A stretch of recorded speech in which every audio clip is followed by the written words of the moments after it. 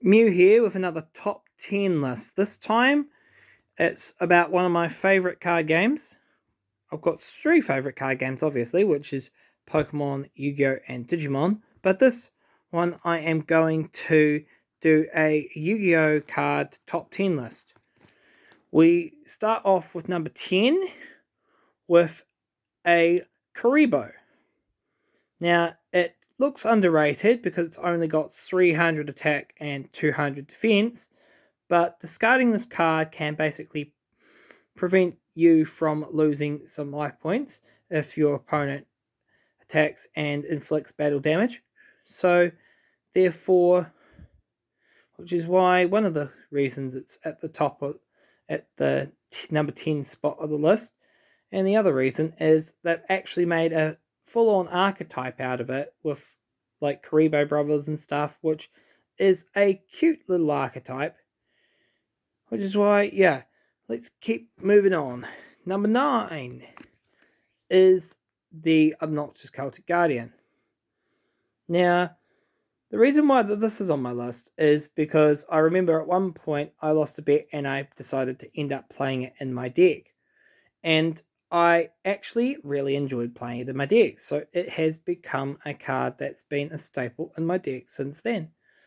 It's got 1400 attack and 1200 defense like the original Celtic Guardian, but it actually has an effect where if it's attacked by a monster 1900 or more, it will not be destroyed by battle, which is a pretty useful thing. Anyways, on to number 8. We have an Egyptian God card.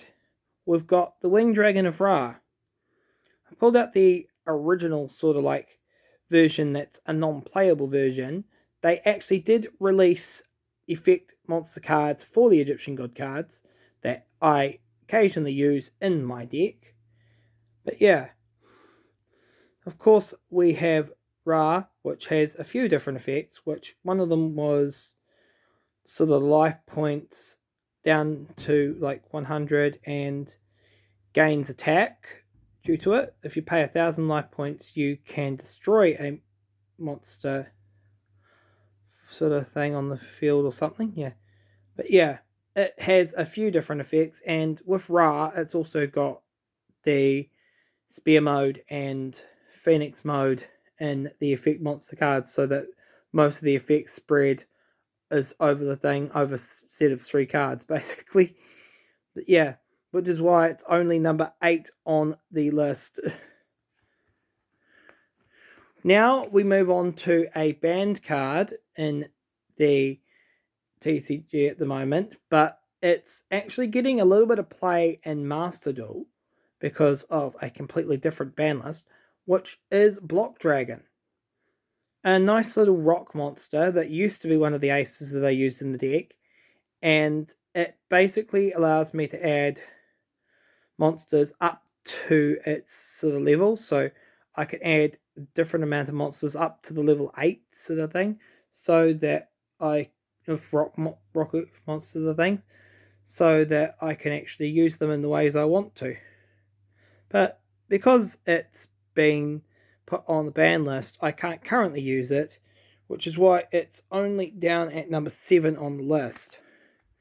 Number 6, the more durable Egyptian God card with a lot of playability in various different decks is Obelisk the Tormentor.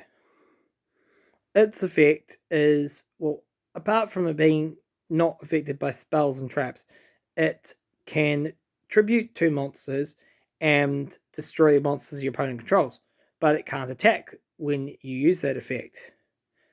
It is also the one Egyptian God card that actually has its set attack and defense points on the actual card. So, yeah. That is the reason why that is number 6 on the list. And now, number 5, we actually have a trap card called Sonic Stun. There's a lot of different trap cards in Yu-Gi-Oh! There's also spell cards, and they all work in their own different ways.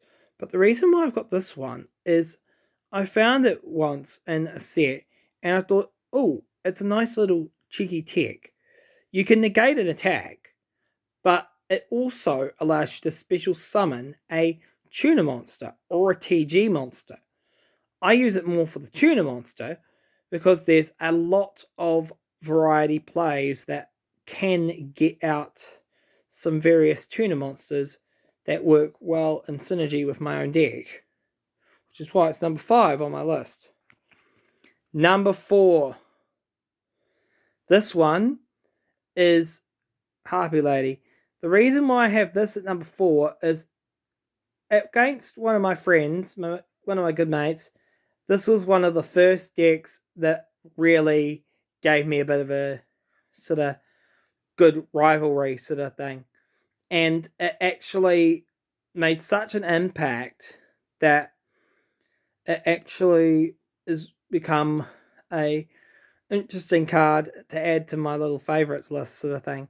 This one may be just the vanilla monster, but they also have a whole archetype set around it, which, yeah, whole female representing monsters as well, so that's another bonus. So that's why it's at number 4 on my list.